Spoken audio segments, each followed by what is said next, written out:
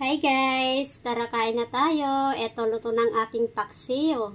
Ayan ang taba niya guys. Tignan nyo yung aking sinabawan Nagsabaw lang ako ng mga 6 na piraso yata Ito 8. Ayan ang taba yung sabaw niya.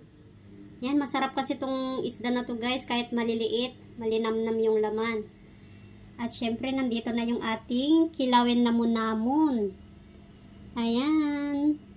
Ayan, marami ako nagawa guys. Pero ilalagay ko dyan sa rep yung iba. Eto ang dami kong nagawa Yan, kumuha lang ako ng aking ulam na konti. Ayan. Eto na ang ating lunch guys. Kain tayo guys. Ayan, mapaparami na naman tayo ng kain dito guys. Ayan, sariwang-sariwang ating ulam na isda. Ayan O, diba? Sa halagang $20 mo guys, may ulam ka na. Basta masipag ka lang magluto at marunong ka magluto.